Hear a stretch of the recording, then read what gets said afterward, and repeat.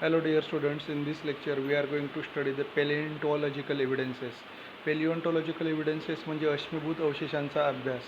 In the last lecture we have studied the three evidences of evolution, three evidences, morphological evidence, anatomical evidence. Okay, so like this we have studied the three evidences. Now we are going to study here the paleontological evidences. Now you observe this picture. Okay, this is the picture of the fossils. What do you mean by fossils? Fossils means the impressions, okay, of the dead animals which are buried many years ago due to the earthquake, volcano eruption, okay, or natural calamities. Now what are the paleontological evidences? Let us say a question may arise in your mind that organisms existed millions of years ago. How can we tell this? म्हणजे करोडो वर्षापूर्वी सजीव अस्तित्वात होते हे आपण कसं सांगू शकतो? Now this secret has been hidden in the earth. आता हे जे गुपित आहे हे पृथ्वीच्या पोटात दडलेलं आहे. Large number of organisms get buried due to disasters like flood, earthquake, volcano, etc. मोठ्या संख्येने जे सजीव होते ते डिझास्टर्स म्हणजे आपत्ती, कोणकोणते आपत्ती? फ्लड म्हणजे पूर, अर्थक्वेक म्हणजे भूकंप, वोल्कॅनो म्हणजे ज्वालामुखी, बरोबर, यासारख्या आपत्तींमुळे बरेचसे मोठ्या संख्येमध्ये जे सजीव होते ते जमिनीखाली गाडले गेले. Large number of organisms get buried due to disaster like flood, earthquake, volcano etcetera. Remnants and impressions of such organism remains preserved underground. Remnants म्हणजे अवशेष आणि इम्प्रेशन्स म्हणजे ठसे, बरोबर. अशा प्राण्यांचे अवशेष आणि ठसे पृथ्वीच्या भूगाभामध्ये काय झाले? जतन झालेत. कॉन्झर्व्ड म्हणजे काय? प्रिझर्व्ड म्हणजे जतन झालेत. जे प्राणी डिझास्टरमुळे जमिनीखाली गाडले गेले त्या प्राण्यांचे अवशेष आणि ठसे जमिनीखाली काय झाले? जतन झाले. This are called as fossils. त्याला जीवाश्म म्हणतात. फॉसिल्स म्हणजे जीवाश्म. Study of fossils is the important aspect of study of evolution. Okay, study of fossil, these are called as fossils. Study of fossil is an important aspect of study of evolution. म्हणजे जीवाश्मांचा अभ्यास हा उत्क्रांतीच्या अभ्यासासाठी फार महत्त्वाचा अभ्यास आहे. Okay, no see next. Carbon consumption of animals and plants stops after the death. म्हणजे प्राण्यांची आणि वनस्पतींची मृत्यू झाला की त्याच्यानंतर ते सजीव कार्बन कन्झम्पशन म्हणजे कार्बनचा स्रोत ते ग्रहण करू शकत नाही. Then only the decaying process of carbon 14 occurs continuously. मग अशा वेळेस काय होतं? त्यांच्या शरीरातलं जे कार्बन असतं त्या कार्बनचं विघटन व्हायला लागतं, म्हणजे डिकेइंग प्रोसेस म्हणतात त्याला. आपल्या कॉमन लँग्वेजमध्ये सडणे म्हणतात, बरोबर आहे की नाही? That occurs continuously. मग शरीरामधला जो कार्बन असतो, मृत प्राणी आणि वनस्पती मृत्यूनंतर तर कार्बन कन्झम्पशन करू शकत नाही, म्हणजे कार्बन ते घेऊ शकत नाही. मग काय होतं? त्यांच्या मृत्यूनंतर त्यांच्या शरीरातला जो कार्बन असतो that is carbon 14 that starts decaying continuously. मग त्याच्या कार्बन 14च्या विघटनाची कंटिन्यू प्रक्रिया होत असते. In case of dead bodies, plants and animals, instead of remaining constant, the ratio between carbon 12 and carbon 14 changes continuously as carbon 12 is non-radioactive. In case of dead bodies of plants and animals, instead of remaining constant, the ratio between carbon 12 and carbon 14 changes continuously as carbon 12 is non-radioactive. Carbon 14 and carbon 12 ratio. मृत प्राणी आणि मृत वनस्पती ज्या आहेत त्या carbon consumption करू शकत नाहीत, बरोबर. they cannot consume the carbon, so carbon 14 start decaying after their death. So what happened? Carbon 14 is radioactive म्हणजे किरणोत्सारी, and carbon 12 is non radioactive म्हणजे किरणोत्सार न करणारा. So what happens? The radioactive substances, they starts emitting their radiations. So carbon 14 is radioactive. So therefore what happens? After the death of plants and animals, carbon 14 starts decaying, and carbon 12 being non radioactive, its proportion remains same. Okay, carbon 12 non radio असल्यामुळे त्याचं decaying होत नाही, तो कोणतेही radiation out करत नाही, त्याच्यामुळे त्याचं प्रमाण स्थिर राहतं. Carbon 12 and carbon 14 are the isotopes of carbon. You know the concept of isotopes. Isotopes are the elements of the uh, same atomic number but different atomic mass number. Okay, so carbon 14 and carbon 12 ratio changes continuously due to the decaying process of carbon 14, and carbon 12 is non-radioactive. Okay, this ratio changes because carbon 14 is radioactive. It starts decaying after the death of the plants and animals. The time passed since the death of plant and animal can be calculated by measuring the radioactive of carbon 14 and the ratio of carbon 12 to carbon 14 to carbon 12 present in their body. Okay, त्या प्राण्याचा किंवा त्या वनस्पतीचा किंवा त्या सजीवाचा किती वर्षापूर्वी मृत्यू झाला हे आपल्याला म्हणजे गणिताच्या साहाय्याने आपल्याला ते गणन करण्यासाठी कार्बन 14 या आयसोटोपचा उपयोग होतो. And ratio of carbon 14 to carbon 12 present in their body. बरोबर. आणि कार्बन 14 टू कार्बन 12 रेशिओ किती आहे त्या रेशिओवरून सुद्धा त्या सजीवाचा मृत्यू किती वर्षापूर्वी झाला हे सुद्धा आपल्याला शोधून काढता येतं.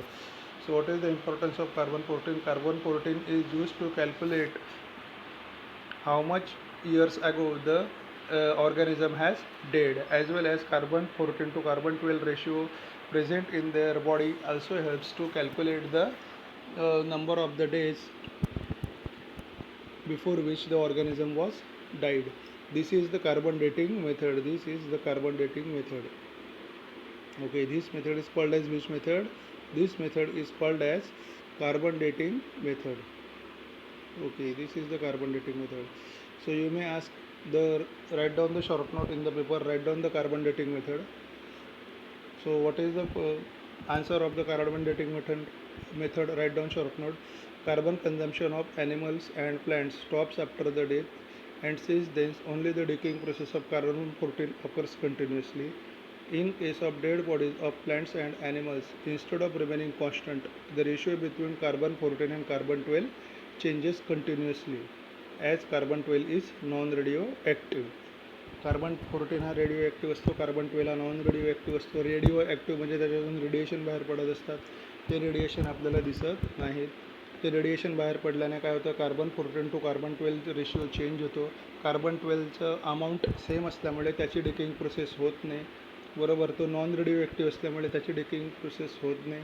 The time passed since the death of the plant or animal can be calculated by measuring the radioactivity of carbon 14 to and the ratio of carbon 14 to carbon 12 present in their body. This is carbon dating method. Now what are the uses of carbon dating method? It is used in paleontology. Paleontology म्हणजे अश्मीभूत अवशेषांचा अभ्यास करणे. Okay. It is used in paleontology and anthropology for determining the age of the human fossils and manuscripts. Okay, so carbon dating method is used in paleontology and anthropology for determining the age of the human fossils. म्हणजे जमिनीखाली जे मानवी अवशेष काढले गेलेले आहेत ते किती वर्षापूर्वीचे आहेत ते शोधून काढण्यासाठी कार्बन डेटिंग मेथडचा उपयोग होतो. अँड मॅन्युस्क्रिप्ट्स म्हणजे काही शिलालेख किंवा काही लेख. Once the age of the fossil been determined by such technique, it becomes easy to deduce the information about other erstwhile organisms. Okay, once the age of fossil has been determined म्हणजे एकदा जीवाश्माचं आपल्याला किती वर्षापूर्वीचं जीवाश्म आहे त्याचं वय काय आहे ते कार्बन 14 किंवा कार्बन डेटिंग मेथडने जर कळलं तर आपल्याला ते त्या जीवाश्माबद्दलची माहिती मिळवायला आणि त्या सजीवांबद्दलची माहिती मिळवायला सोपे जाते. It seems that vertebrates have been slowly originated from invertebrates.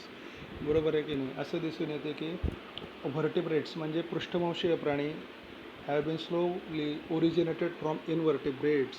पृष्ठवंशीय प्राण्यांचा ची उत्क्रांती ही अपृष्ठवंशीय प्राण्यांपासूनच संथ गतीने हळूवार झालेली आहे. बघा, हे आहे structure of the ground level fossils. Ground level fossils म्हणजे काय, पृथ्वीच्या गाभारातले सजीवांचे जीवाश्म आहे. बघा, ग्राउंड फ्लोअर इनव्हर्टिब्रेट्स म्हणजे अपृष्ठवंशीय प्राणी. गोगलगाय, starfish. Okay, we see this fish here. This is amphibia pisces. Okay, crocodile, fishes etcetera. Reptiles म्हणजे सरपटणारे प्राणी, snakes. Okay, this is dinosaur, aves, birds and mammals. Okay, so this is the diagram. Introduction to scientist. See this. Carbon dating method is based upon the radioactive decay of naturally occurring carbon protein, and it is developed by Wild Libby. He has been awarded with Nobel Prize in 1960 for this invention. The age of the materials determined by this method are published in the Journal of Radiocarbon. So now the next is connecting link. This is also important evidence of evolution. You see the three diagrams here: duckbill platypus, lungfish, and peripatus. Now we will study some animals with special characters. Now why these three pictures are given, let us study here. Some plants and animal shows, see here, some plants and animal show some morphological characters by which some plants and animals shows the morphological characters by which they can be related to two different groups. म्हणजे काही वनस्पती आणि प्राणी असे काही गुणधर्म दाखवतात की ज्या गुणधर्मांमुळे ते दोन वेगवेगळ्या गटांमध्ये ते काय होऊ शकतात, लिंक होऊ शकतात. Hence they are called as connecting link, आणि म्हणून त्याला कनेक्टिंग लिंक असं म्हणतात. Hence they are called as which links, hence they are called as connecting links. Okay.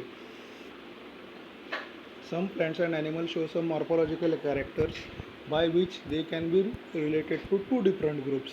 Hence, they are called as connecting links. So, what do you mean by connecting links? Connecting links means some plants and animals show some morphological characters. काही प्राणी आणि वनस्पती असे गुणधर्म दाखवतात, असे दिसतात की जे दोन वेगवेगळ्या गटांमध्ये ते लिंक होऊ शकतात, म्हणून त्याला कनेक्टिंग लिंक म्हणतात. For example, in Peripatus characters like segmented body. For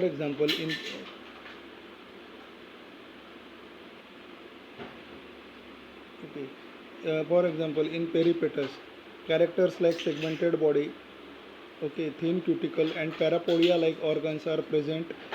Similarly, these animals show the tracheal respiration and open circulatory system similar to arthropod.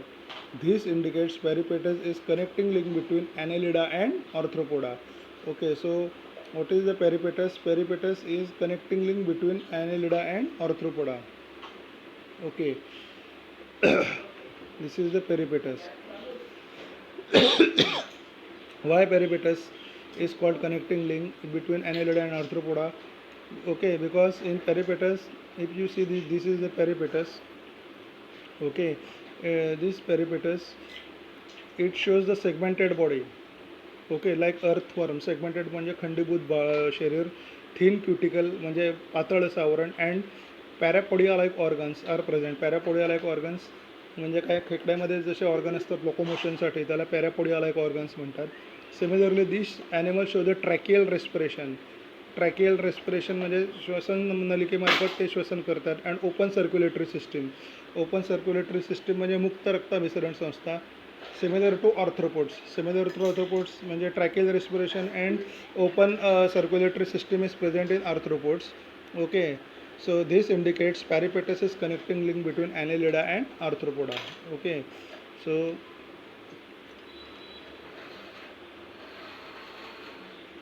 a peripatus is the connecting link between Annelida and Arthropoda. Okay, now similarly duckbill platypus lay eggs like reptiles but shows relationship with the mammals too, due to presence of mammary glands and hairs.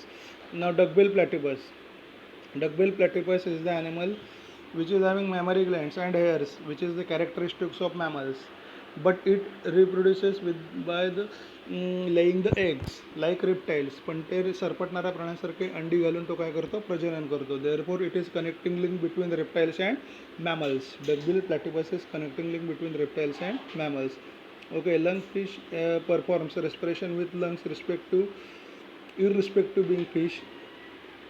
Okay, lungfish perform these examples indicate that mammals are evolved from the reptiles and amphibians from fishes. Lungfish performs respiration with lungs irrespective of being fish. म्हणजे lungfish हा जरी मासा असला तरी तो श्वसन कशाच्या सहाय्याने करतो, फुफ्फुसांच्या सहाय्याने म्हणजे लंग्सच्या सहाय्याने. Okay. Actually what are the characteristics of fish? One of the characteristics are fish are performing the respiration with help of gill slits. Gill slits म्हणजे कल्ला वगैरे. But this lung fish performs the respiration with lungs.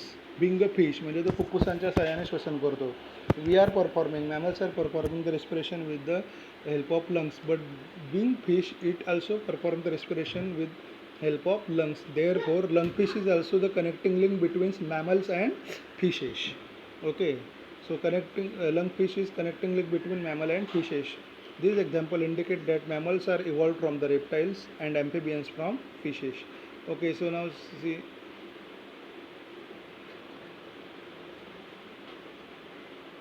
duckbill platypus, lungfish and peripatus. Peripatus is connecting link between Annelida and Arthropoda. Duckbill platypus is connecting link between uh, mammals, okay, mammals and reptiles, and lungfish is connecting link between amphibians and fishes. Okay, so these are the connecting links. The question may come in paper. Write down short on connecting links with suitable examples. Okay. Okay, last evidence of evolution, that is embryological evidence. Okay, what do you mean by embryology? Embryology म्हणजे भ्रूणविज्ञान, म्हणजे गर्भावस्थेचं विज्ञान. Okay, एम्ब्रिओलॉजिकल evidences म्हणजे भ्रूणविषयक पुरावे असा त्याचा अर्थ आहे. Okay, तर याचा आपण आता इथे अभ्यास करणार आहोत. Embryological evidences, if you see, okay, these are the embryos of fish, salamander, tortoise, chicken, pig, cow, rabbit and man. If you will see the initial stages, this is the first stage. Okay, this is the first stage. Comparative study of embryonic developmental stages of various vertebrates given in the picture shows that all embryos shows extreme similarities during initial stages, and those similarities decrease gradually. If this is the first step of the initial development, embryonic development of the vertebrates म्हणजे पृष्ठवंशीय प्राण्यांच्या गर्भावस्थेची जी पहिली अवस्था आहे त्याच्यामध्ये ते सर्व जे त्यांची जी अवस्था असते त्या अवस्थेत ते सर्व सारखेच दिसतात, सारखेपणा दिसतो त्यांच्या त्या फर्स्ट स्टेजमध्ये. आणि नंतर जशी जशी स्टेज वाढत जाते, now if you will see the second stage, those similarities decreases. त्यांच्यामधले एम्ब्रिओनिक डेव्हलपमेंटमधले ज्या सिमिलॅरिटी असतात त्यानंतर काय होत जातात, डिक्रीज होत जातात. आणि you will see the third stage. Okay, if you will see there are much similarities in the first stage, in second stage those similarities have decreased, and in the third stage those similarities have decreased extremely. You can see the major difference in the embryonic developmental stage at the third stage of fish, salamander, tortoise, chicken, pig, cow, rabbit and man. Fish म्हणजे मासा, salamander tortoise म्हणजे कासव, chicken म्हणजे कोंबडीचं पिल्लू, pig म्हणजे डुक्कर, काऊ म्हणजे गाय, रॅबिट म्हणजे ससा आणि मॅन म्हणजे माणूस. Okay, similarities in initial stages indicate that there is a common origin of all this animal. First स्टेजमध्ये जे सिमिलॅरिटीज दिसतात त्याच्यावरून काय कंक्लुजन निघतो की these all organism must have the common origin. Common origin म्हणजे त्यांचं मूळ एकच असलं पाहिजे.